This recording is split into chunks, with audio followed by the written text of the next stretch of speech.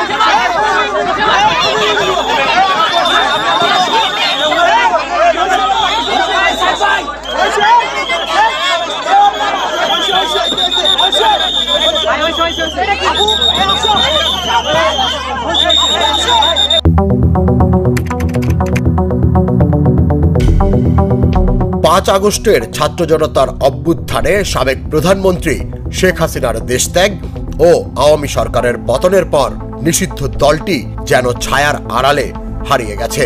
কিন্তু হারানো ক্ষমতার প্রতিশোধ নেয়ার আগুনে এবার তারা ফিরছে আরো ভয়ঙ্কর, আরো পরিকল্পিতভাবে।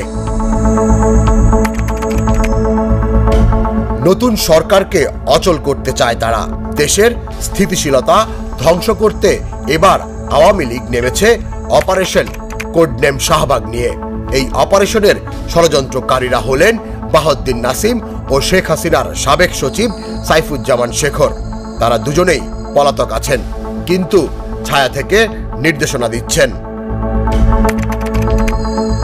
কার্যত নিষিদ্ধ এই দলটির পক্ষ থেকে ৮ জুলাই রাজধানীর এক কনভেনশন সেন্টারে আয়োজন করা হয় গোপন প্রশিক্ষণ শিবিরের। যদিও সেন্টারটি ভাড়া নেওয়া হয়েছিল বিদেশে জনশক্তি রপ্তানির প্রশিক্ষণের নাম দিয়ে। ভয়াবহ তথ্য হল, দেশজুড়ে ৪০০ আওয়ামী লীগ, যুবলীগ, ছাত্রলীগের কর্মীরা অংশ নেয় এই প্রশিক্ষণে, কিন্তু সবাই নাম রেজিস্ট্রেশন করে ছদ্মনামে। এখানে এসেছিলেন কেউ রাজমিস্ত্রি হয়ে, কেউ মালি, আবার কেউ কাঠমিস্ত্রির পরিচয় নিয়ে। প্রশিক্ষণের মূল বিষয় ছিল কোথায় বসবে হামলাকারীরা, হামলার নেতৃত্ব কারা দেবেন, পালানোর পথ হবে কোনটি, কিভাবে গোপনে যোগাযোগ করা হবে, এমনকি কিভাবে ফ্যাসিস্ট হাসিনাকে নাশকতার ছায়ায় ফিরিয়ে আনা যাবে এই দেশে। তদন্তে নেমে এমন ঘটনার প্রথম সিগন্যাল পায় গোয়েন্দা সংস্থা NSI ও SB। এরপরই গোপনে অভিযান চালিয়ে গ্রেফতার করা হয় এই প্রশিক্ষণ কর্মশালার আয়োজক সোহেল রানা ও শামীমা নাসরিন শম্পাকে। রাজধানীর ভাটারা থানায় সন্ত্রাস বিরোধী আইনে তাদের বিরুদ্ধে মামলা করা হয়। পাশাপাশি ঘটনার সঙ্গে জড়িত থাকার অভিযোগে গ্রেফতার হন আরও ১৪ জন। ২৯ জুলাই থেকে ৮ আগস্ট সময়ের মধ্যে রাজধানীতে বড় হামলার আশঙ্কা করে সতর্কতা জারি করেছে পুলিশ। তবে আসার কথা হলো, ডিএমপি কমিশনার ও রেঞ্জ ডিআইজি জানান, কোনো ফ্যাসিবাদী ছায়া আর ফিরে আসবে না। প্রফেসর ইউনূসের বিদায় ঘণ্টা, কিন্তু ইউনূসের বিদায়টা সুন্দর হলো না। প্রফেসর ইউনূস আর পারছেন না, তিনি চলে যাচ্ছেন। তিনি ঘোষণা দিয়েছেন, তার দম ফুরিয়ে গেছে, কিন্তু বিদায়টা সুন্দর হলো না। প্রফেসর ইউনূস হার মেনেছেন, এক প্রকার অসহায় আত্মসমর্পণ করেছেন। দর্শক, ফেব্রুয়ারিতে নির্বাচন, পরের সরকারের নির্বাচিত বা নিযুক্ত কোনো পদে আমি থাকবো না। এর মানে আসলে প্রফেসর ইউনূস সাহেব যে গতি নিয়ে দেশে দায়িত্ব নিয়েছিলেন, তার মধ্যে যে একটা স্পিরিট ছিল, যে একটা আকাঙ্ক্ষা ছিল, দেশটাকে নতুনভাবে গড়ে তুলবেন, জোরালো যে কথাবার্তা বলেছিলেন, সংস্কার হবেই, রিসেট বাটন, অনেক যুগান্তকারী সাহসী কথা বলেছিলেন। তার শরীরের মধ্যে একটা ভাব ছিল, একটা বডি ল্যাঙ্গুয়েজ ছিল। বিদেশে যেতেন, আলাদা একটা মুড ছিল তার মধ্যে, এবং সারা পৃথিবীতে বাংলাদেশিদের মধ্যে স্লোগান উঠেছিল, স্যার আপনাকে 5 বছর চাই।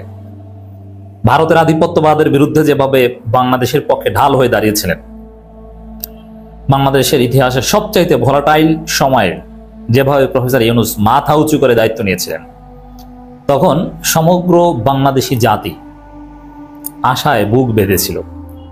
কিন্তু সবকিছু হতাশা এবং ব্যর্থতায় পর্যবসিত করে প্রফেসর ইউনূস পরাজিত হয়ে চলে যাওয়ার ঘোষণা দিলেন। এটা বিয়ন্ড রিজনেবল ডাউট যে বাংলাদেশে, নতুন বাংলাদেশ, হ্যাঁ, আমাদের লড়াই শেষ হয়নি, তারুণ্যের লড়াই চলবে। জামাত ইসলাম, ইসলামী আন্দোলন বাংলাদেশ, এনসিপি, এদের লড়াই চলবে। নতুন বাংলাদেশ, সংস্কার, জুলাই সনদ, আইনি ভিত্তি, সংবিধান, নতুন সংবিধান, সব লড়াই চলবে। কিন্তু প্রফেসর ইউনূসকে নিয়ে আর কোনো আশা ভরসা নেই, তার মাধ্যমে ভালো কিছু হবে না। বিষয়টা এরকম না যে ইউনূসকে আমরা পরিবর্তন করে ভালো বানিয়ে তারপরে তার মাধ্যমে কিছু করব, না, এইটার সম্ভাবনা নেই। ইউনূস আর থাকবেই না, কোনো কিছুতে থাকবে না। যেমন ফেব্রুয়ারিতে নির্বাচন হবে না, এটা নাসিরউদ্দিন পাটোয়ারির কথা, এটা জনগণের কথা। ফেব্রুয়ারিতে নির্বাচন হতে দেওয়া হবে না, ঠেকিয়ে দেওয়া হবে, গায়ের জোরে ঠেকিয়ে দেওয়া হোক, আর যেভাবে হোক না কেন। কিন্তু ইউনূস কিন্তু থাকবেন না, ইউনূস চলে যাবেন। ফেব্রুয়ারির পর আর একদিনও ইউনূস থাকবেন না, এমনকি ডিসেম্বরের পর থাকেন কিনা সেটাও সন্দেহ। কিন্তু এটা তার দুর্বল চিত্তের, এবং শাসক হিসেবে তিনি যে অযোগ্য ছিলেন, আমাদের ধারণা যে ভুল ছিল তার প্রমাণ। কারণ শাসক এরকম হয় না, শাসক হয় শেখ হাসিনার মতো। দর্শক, এইমাত্র পাওয়া সেই আপডেট, এমনকি ভাইরাল, আজকের সেই ভাইরাল নিউজটি আপনারা দেখেছেন, সেই ভাইরাল নিউজটি কিন্তু রীতিমতো তোলপাড় করে দিয়েছে সারা দেশে। কেননা হঠাৎ করে এই ভিডিওটি ভাইরাল হয়ে গেছে। দর্শক, এরকম ভাইরাল নিউজ কিন্তু আমরা প্রতিনিয়তই তুলে ধরি আমাদের এই চ্যানেলে। এরকম নিউজ কিন্তু বড় বড় চ্যানেলগুলো প্রকাশ করে না, কেননা তাদের উপর কিন্তু বিধি নিষেধ আছে। দর্শক, আমাদের কোনো বিধি নিষেধ নেই, সেই জন্য কিন্তু আমরা আপনাদের সামনে তুলে ধরেছি মূল ভিডিওটি। দর্শক, এরকম ভিডিও সবার আগে পেতে এখন এই চ্যানেলটিকে সাবস্ক্রাইব করে পাশে থাকা বেল আইকনটি অন করে রাখবেন। দর্শক, ভিডিওতে একটি লাইক করে শেয়ার করে অন্যদেরকে দেখার সুযোগ করে দিবেন। এই মুহূর্তে বিদায় নিচ্ছি, দেখা হবে পরবর্তী কোনো ভিডিওতে। সে পর্যন্ত ভালো থাকুন, সুস্থ থাকুন, আসসালামু আলাইকুম।